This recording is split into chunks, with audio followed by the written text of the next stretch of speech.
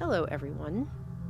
So this is actually the video that was gonna happen after the Santa video I made, in which I said it wasn't literally about actual Santa. It was about a point that was being made, and Santa was just the means by which to make that point. Today I want to make a point about something, and I feel like the best way to illustrate that point is to use the 1998 Jim Carrey film, The Truman Show. Because this year, all year, I've been having what I feel like are these little epiphanies in my own life.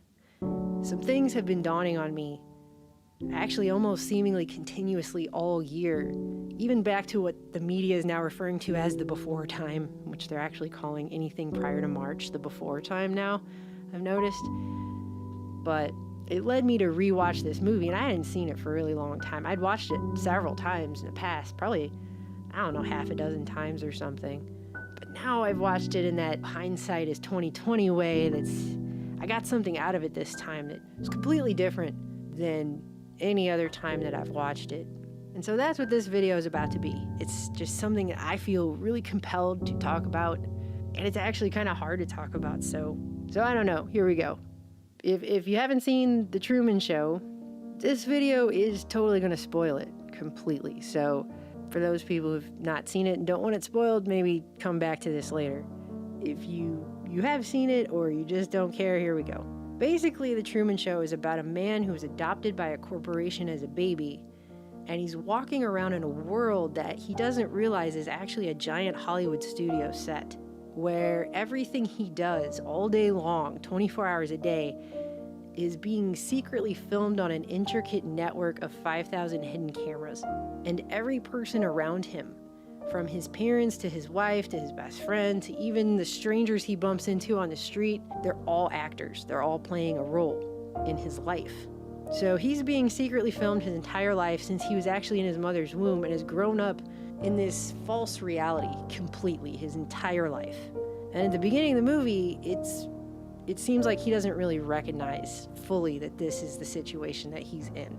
The director is Christoph, and in the opening scene of this movie, the very first line of the film, you have Christoph saying, "We've become bored with watching actors give us phony emotions." Everybody who's watching is already being manipulated from the moment the show begins. On purpose, by design, because it's part of what is being illustrated from the second this movie begins till the credits roll. And the statement also makes this claim that Truman's emotions, because he's the star of the show, no matter how manipulated they are still somehow real, right? Because that's not an actor with phony emotions. It pushes this message that you can be completely manipulated and all your emotions can be manipulated too, but it still counts as genuine. Even though at the very best you could describe this movie as gaslighting, and that's in the very best scenario for what's going on in this film. It's actually a really disturbing, if you sit and even think about the plot of this movie for 5 minutes, it's really, really messed up. I mean, this is getting the audience to accept not only watching a man get manipulated his entire life from the time that he is born, actually before he's born, and making the audience complicit in that, but also they're being manipulated too, so everyone's being manipulated. That's kind of the message here, and that's from the moment the film starts. That somehow we're just all okay with sacrificing a baby for entertainment. Which, interestingly, Truman's first line, which he thinks he's saying to himself in the privacy of his own bathroom, just by the way, but he's being secretly recorded even in there, is about how he's gonna have to be eaten. Just, Damn it. That's an order. Take from that what you will. Christoph continues that while Truman's world is somewhat counterfeit, there's nothing fake about Truman himself, which is a lie. Because we're being told right away, Truman lives in a completely manipulated environment. So all of his actions and all of his reactions to everything that's happening are programmed. I mean, Truman is through and through a psychologically manipulated person. We as an audience throughout this film only get to see glimpses of who he wanted to be or who he may have been if he wasn't being constantly manipulated into the role that he plays in his life by every person in his life, all of whom are complicit in conditioning him to behave in certain ways which he has been programmed to behave. So he's a slave. Truman's a slave. This movie is about slavery. He's a slave who doesn't realize he's in bondage because his prison has all the appearances of what he's been told is a normal, expected life. And because it doesn't literally blatantly look like a prison or a cage or a cell or whatever, he doesn't fully recognize that's what he's in, but his life is a prison and he is a slave inside of it. And the whole world is watching this. And Christof goes on to say that many viewers like to leave Truman on all night for comfort, which actually says a lot more about the people watching Truman than Truman himself. I mean, it just sounds like Stockholm Syndrome to me. We get introduced to this cast of the basic characters. We have his wife, Meryl, who comes on and tells everyone there's no difference between her private life and her life married to Truman as an actress on The Truman Show, which in one sense makes sense because she never probably gets to leave the place, but she calls it a noble life. So playing the role of a character in a loveless sham marriage who psychologically manipulates her tricked fake husband into a false reality is now being defined as a lifestyle, which the audience again accepts. I mean, the plot unfolds and we find out this woman is actually trying to coerce Truman into having a baby with her so they can have the first on-air conception and continue this cycle into another generation of continuously filming another life. So that's not a noble life, it's a noble lie, but she calls it a truly blessed life because it actually has the blessing of the masses. The majority of the world that participates through watching this whole twisted thing as quote-unquote entertainment. But if that's not sick enough, Truman's so-called best friend Marlin, a man who wears an earpiece so Christof can feed him his lines, comes on and says, well, it's all true, it's all real, nothing is fake. Nothing you see on the show is fake, it's merely controlled. Which, I don't know, I feel like that's a semantics argument, because I'm pretty sure it's not just merely controlled, it's completely controlled, and therefore it's fake. So, 5,000 hidden cameras placed throughout this fictional set. Even Truman's wedding ring has a camera in it. Everyone else on the show is a paid actor. They all take cues from Christof, and all of his interactions with people have been programmed to further program him to continue his role on this show and not try to leave. As it continues, you see him receiving fake news, not just on the radio, but through the actors who've been told what to tell him to get him to accept the things that aren't passing the reality sniff test. I mean, it's as if there are all these hints that he's living in a fake world, but every single person around him has been so programmed and conditioned to reinforce Truman not asking questions about how obviously made up things are, that they're all using psychological and emotional manipulation techniques to keep him from even asking questions, let alone figuring out the truth. I mean, at one point, you even see a sign in the school library about how the materials are not allowed to be taken home, even though it's a set. So the only person that would even think about taking home the materials would be, what, Truman? Right? As if there's anything in that library that's not a completely controlled version of everything. Whatever they want him to think, whatever the lens is that he's supposed to view the world through, he is surrounded by all the time. And it just gets reinforced through all of these actors around him. Why do you think that Truman has never come close to discovering the true nature of his world until now? We accept the reality of the world with which we're presented. It's as simple as that. Truman was so programmed and so conditioned that by the time he turned 18, he just accepted the reality with which he was presented, and he never attempted to leave this place that he's in. So the audience knows already that everything's fake, but we get our first whiff of just how conditioned Truman is to accept this fake reality when a studio light falls from the top of the set and crash lands on his street.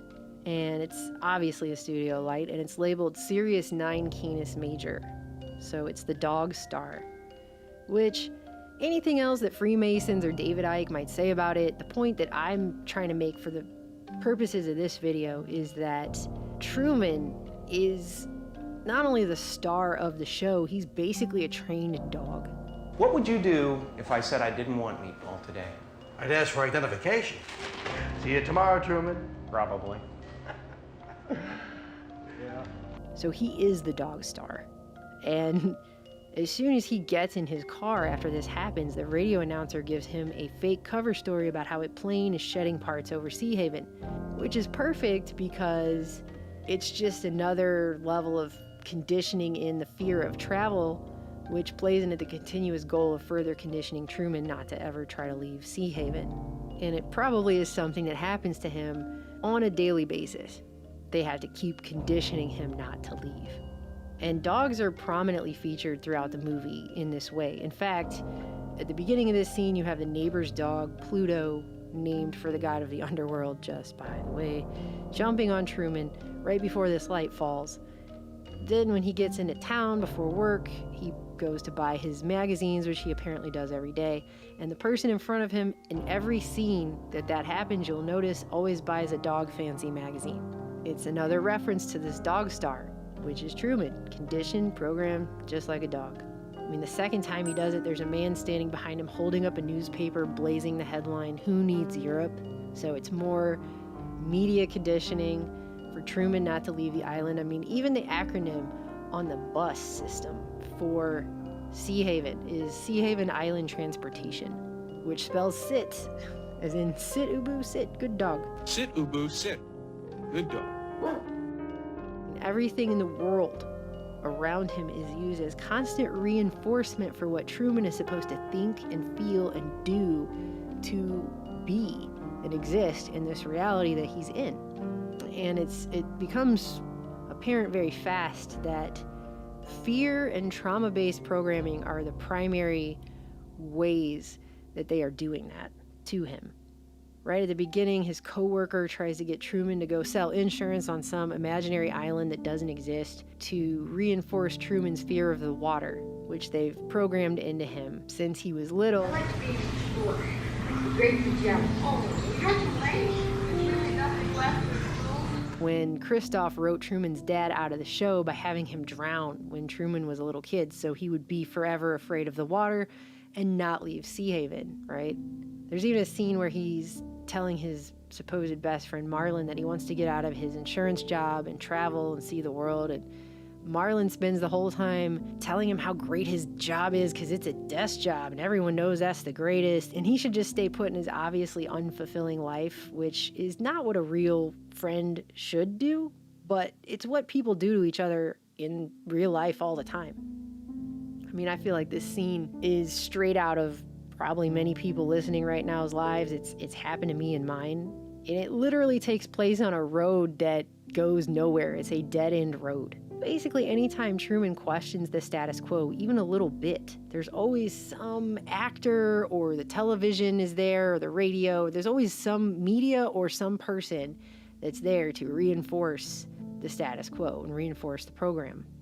To really bring this point home, there's a flashback scene to a college dance where Truman wasn't allowed to dance with the girl he actually liked, but they're playing the T-Rex song 20th Century Boy in the background, which features the chorus 20th Century Toy, I want to be your boy, 20th Century Toy, which is about Truman, but it's really not just about Truman. It's actually just really a statement on humans as a psychological product of the 20th century and the programming that took place through the advent of Hollywood and television and later the internet.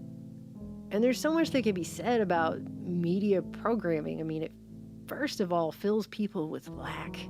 I mean, this idea that's constantly being put out there that you need something all the time. You're hungry? Eat all this crap, you know, or you're not good enough, you're not smart enough, you're not pretty enough, you're not skinny enough, whatever.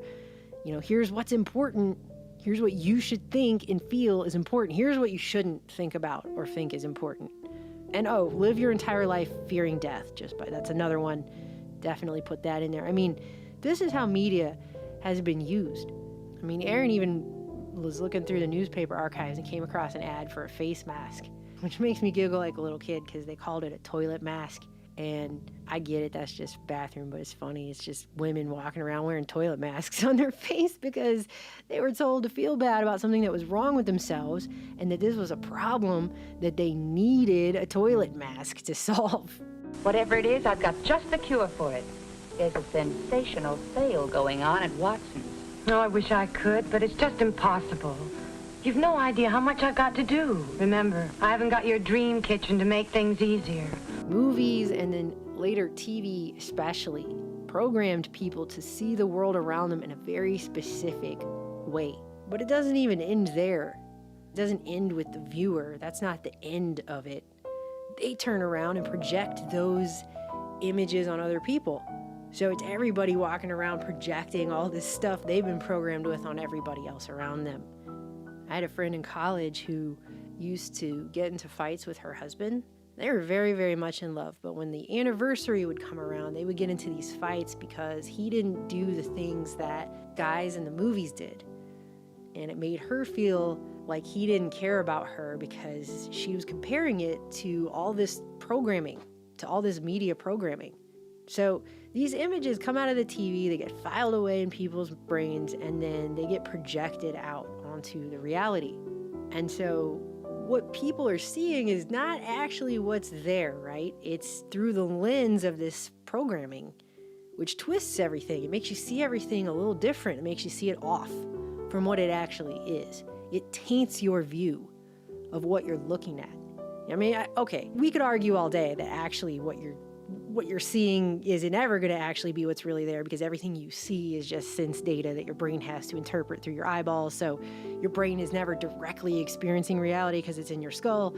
But that's like a whole other level of discussion that we've actually, I think, had on this channel already before, but we'll probably have it again because it's true. I mean, the map isn't the territory. But so back to this film, it becomes very obvious that Truman may be called Truman, but he's not a true man because he's a programmed, conditioned dog, basically. And so is everyone else on the set, and actually everyone behind the set, and everyone watching the movie. All the people they show in the audience of the movie themselves, they are too.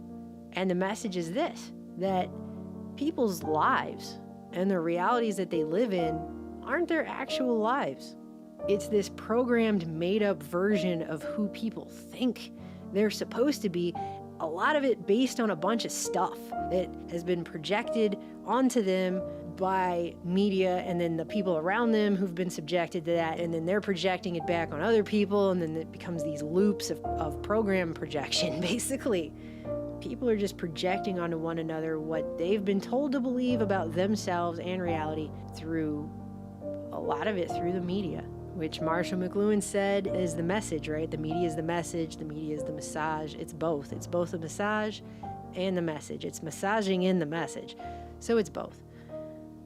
And that's what the Truman Show is illustrating. It's this basic setup that we're all in a very comedic and lighthearted way, so it doesn't seem as horrible as it actually is. But when you think about it and you watch this film, what you're actually watching is a horror film.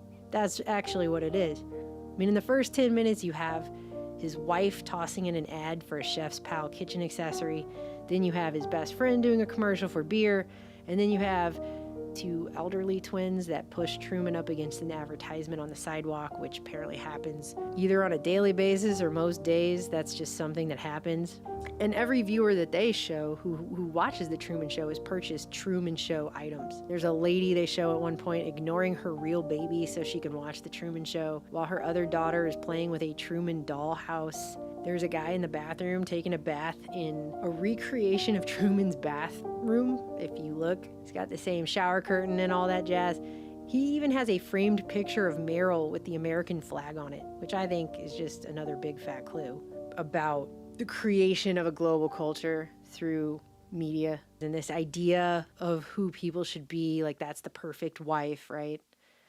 But it isn't just items that we sell ourselves and each other through this process. It's also ideas and images, and then all the thoughts and feelings that those ideas and images invoke inside of us. And you can apply this to anything. Anything from people comparing their real-life relationships to rom-coms, to telling each other to buy things that none of us really need, or that we aren't afraid enough of certain things, especially including death, especially that, to parents telling kids not to dream their actual dreams because they've already compared their kids' dreams to what's been presented on TV or what society will deem acceptable, or what they thought they weren't good enough to do, so maybe their kids won't be good enough to do it either. They're going to put that into their kids and make them think they're not good enough because they can't dream of themselves being good enough. It's a whole thing here. And now that social media is here, why, we've just become really adept at programming ourselves. And as you can see, some people have chosen to really just put themselves inside a box, inside another box, it's in a box, it's in another box, inside of a box. I don't even know now. This movie was released over 2 decades ago now, which is kind of amazing to believe because it doesn't feel like that. Time has become kind of wonky. But everything that I'm saying has only become so much more obvious when you take a look around. And it's ironic. I guess I can't say funny. It's not really funny. It's all sick, but it's ironic because they even put in there a scene where the girl that Truman actually legitimately fell for, who tried to warn him how fake everything was, how she's treated. I mean, obviously they kick her off the show when she tries to tell him the truth. Her pretend dad tells Truman they've tried everything with her, including hypnosis, and none of it worked, so she has schizophrenia. Because when you question everything, when you question reality and start determining how fake a lot of it is, that means you just must be insane, right? You must have a mental disorder when you start actually doing that. The battle for the mind of North America will be fought in the video arena, the Videodrome. But on the flip side, just this week, somebody told me that something they saw on TV deeply affected them. That was the phrase they used. They were deeply affected. It wasn't something that actually happened physically to them in the actual reality they walk around and breathe in. It was just something that happened on a screen that they simply saw and heard about. The television screen is the retina of the mind's eye. Therefore, the television screen is part of the physical structure of the brain. And I mean, it goes without saying, but I'm gonna say it because I think it needs to be blatantly stated that if they hadn't seen that thing on the screen, they wouldn't have been deeply affected by it. It wouldn't even have been part of their actual reality. They would not have experienced it. Because meanwhile, that same thing I missed. Because I don't have the news and I didn't watch it and I didn't see it. So it was not a factor in my reality because it literally did not exist for me. I wasn't affected by it at all until they told me they were affected by it. And then I was affected by the story of them being affected. Therefore, television is reality, and reality is less than television.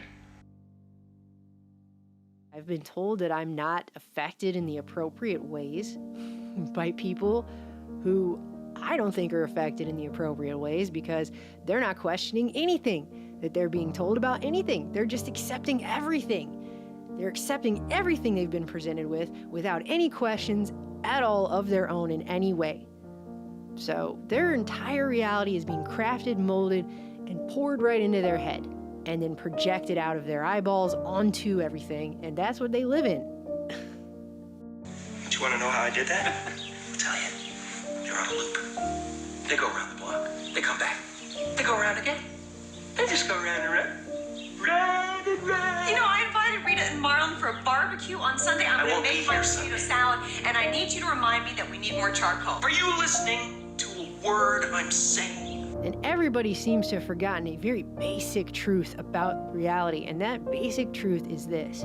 If there are 7 billion people on this planet, or 8 billion, or however many billions of people there are, that means there are 7 billion different realities being experienced every day. Because no matter who you are and what you do, even if you have a twin and you guys go to all the same places all day long and eat all the same foods, the reality that you're in and the reality that twin is in are still not going to be 100% the same, ever. People can't even agree on exactly what blue is, okay? We all have a different universe that we live in. The universes overlap and coincide, but they're all different. You can never fully be inside someone else's head. Right now, as I'm saying this to you, in whatever this crazy clown time that 2020 is, okay? That's billions of different realities that are being experienced every single day. Who are you? I am the creator of a television show. Then who am I? You're the star. I know you better than you know yourself. Never had a camera in my head. Even with that stuff they're trying to do to make everything all homogenous or whatever, it's never going to be. There's not one size fits all reality for anyone, because there's over 7 billion different realities simultaneously existing every day. There are people who actually still believe that the entire purpose of life is to get up every day and do a programmed set of deeply ingrained behaviors in a certain order, and then just go to bed at night so they can sleep, then turn around, get up, and do that same set of ingrained programmed habits over again the next day. And that's just life. That's what life is. There's no greater purpose in life than to just do that. I mean, if we haven't gotten to a point where people are free enough to ask the question, why am I here? And then go seek out the answer to that question without being manipulated from every possible angle that they can be their entire lives, away from being able to find whatever the truth is to that for them, then what is the point? That's not free. That's not free will. That's not freedom of choice. That's not being free, is it? I mean, in this society, we spend our whole childhoods being programmed by everything around us. And then it almost seems to me, from my adulthood and most of the people that I've known, we spend our entire adulthoods trying to undo that and find out who we really are and fix the things that got broken when we were little. And for a lot of people, that's a pretty long list of things. It was for me. It still is, things that I have to deal with and have been trying to fix and go through and wade through and go swimming in the deep, dark waters of the stuff that's down in there, the things that I had to go through. And I mean, that doesn't seem right, does it? That's life? That's how it is? It seems wrong. Why do you think that Truman has never come close to discovering the true nature of his world until now? We accept the reality of the world with which we're presented. It's as simple as that. The Hague for Christoph. Hello. The fact that we haven't gotten to a point where more people feel free to even ask the question of what the point is for themselves, or realize how pointless the existence I just described is. I think just right there, that's a large part of why things are the way they are now. Anyway, I hope that made sense. Anyway, I'll talk to you guys soon.